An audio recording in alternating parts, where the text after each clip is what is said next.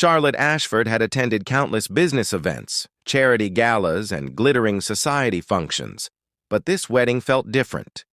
For once, she was here not as an obligation, not as a representative of Ashford Industries, or as the dutiful socialite expected to make appearances, but simply as a guest, invited to share in the happiness of someone she loved. At 34, Charlotte commanded a presence wherever she went, balancing the responsibilities of running Ashford Industries with the same elegance she brought to social situations. Her presence was undeniable, yet quietly nuanced now.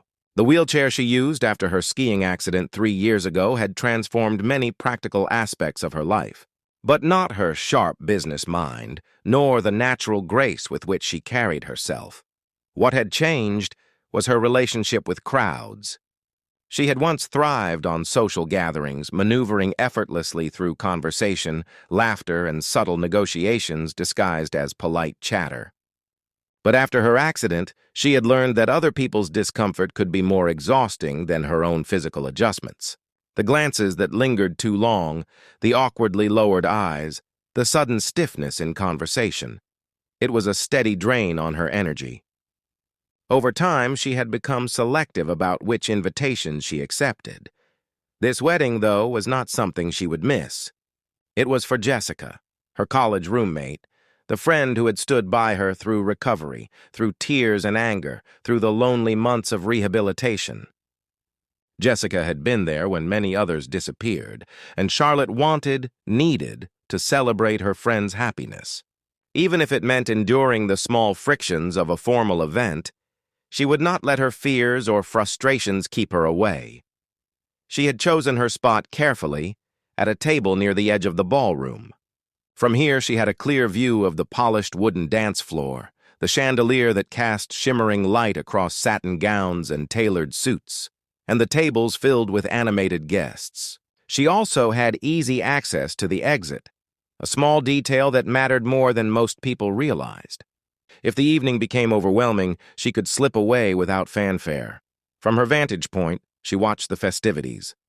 Guests mingled, couples swayed to music, laughter rose and fell in waves that echoed against the high ceilings. And yet, even amid the beauty of the evening, Charlotte felt the familiar isolation that came with being visibly different in elegant settings. People noticed her, but they didn't quite know how to approach. Some smiled politely but quickly looked away. Others avoided her altogether, uncertain, unwilling to bridge the gap.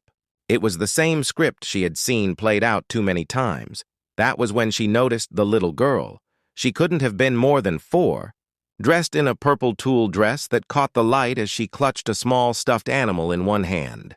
Her tiny patent leather shoes shuffled nervously against the floor as she glanced around, clearly uncertain. She was standing just a few feet from Charlotte's table, her small figure looking impossibly delicate against the swirl of adults moving through the space. "Are you lost, sweetheart?" Charlotte asked gently, her voice warm but calm, careful not to startle the child. The girl's eyes lifted, wide and earnest. She nodded with a seriousness that seemed much older than her years. "I cannot find my daddy," she said with a matter-of-fact tone, the kind children used when they were sure adults could fix things. Charlotte leaned forward slightly, smiling with reassurance. "What does your daddy look like?" she asked, already scanning the ballroom for anyone who seemed to be searching frantically for a missing child. "He is very tall and has dark hair," the little girl replied promptly. She hugged her stuffed animal tighter. "And he wears the same suit as all the other daddies here." Charlotte couldn't help but laugh softly, though she kept her tone kind. "That does describe quite a few of them," she admitted. "But that's all right. Why don't we look for him together? My name is Charlotte." "What's yours?" "Lily," the child answered without hesitation, apparently deciding Charlotte was trustworthy. Then with pride in her voice, she added, "And my daddy is the best daddy in the whole world." Before Charlotte could respond, a tall man appeared at the edge of their table, relief written all over his face. "Lily!" he exclaimed, kneeling down so he was eye level with his daughter. "There you are. I was looking everywhere for you." "I was looking for you too, Daddy," Lily said solemnly. Then she turned with sudden brightness. "This is Charlotte. She was helping me find you because I got lost." The man looked up, and for the first time their eyes met. Gratitude shone in his expression, warm and sincere. "Thank you so much for staying with her," he said, his voice steady but full of feeling.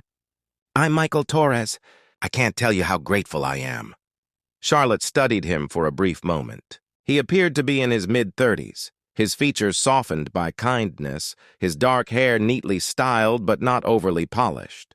His formal attire seemed comfortable on him, as though he wore it with ease rather than formality. More importantly, he looked directly into Charlotte's face as he spoke, not at the chair, not at the wheels, not at the details that so often became the focal point for others. His gratitude was directed at her simply and entirely. "It was my pleasure," Charlotte replied, her smile genuine. "Lily is delightful company." Michael's relief seemed to settle into something steadier, a natural confidence. As they exchanged a few words, Charlotte learned that he had come to the wedding alone with Lily after a last-minute babysitter cancellation. He worked as a pediatric nurse at Children's Hospital, a detail that explained both his calm presence and the gentle way he parented. "I hope you don't mind me saying this," Michael said, after Lily had settled into the chair beside Charlotte, swinging her legs contentedly. "But you handled that situation with Lily perfectly. Many people would have just directed her to a wedding coordinator or security."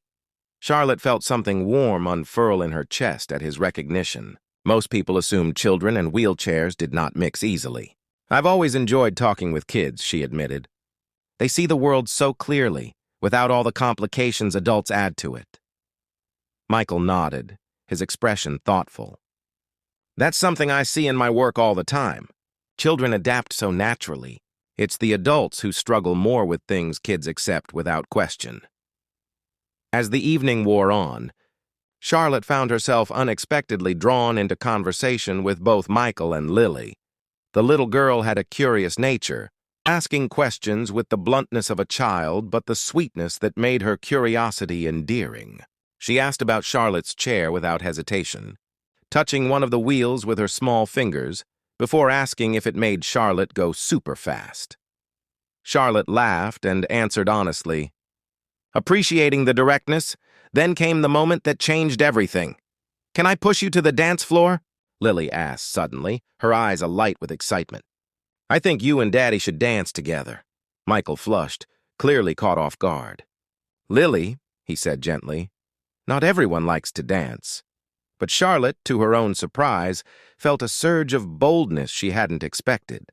"Actually," she said softly, then with growing certainty, "I would love to dance. I haven't danced since my accident, but I've been curious if it's possible."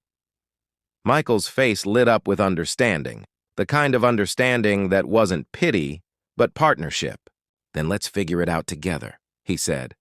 What followed was unlike any dance Charlotte had ever experienced. Michael moved with natural intuition, adapting effortlessly to her wheelchair, guiding her in movements that felt not forced but fluid, joyful, alive.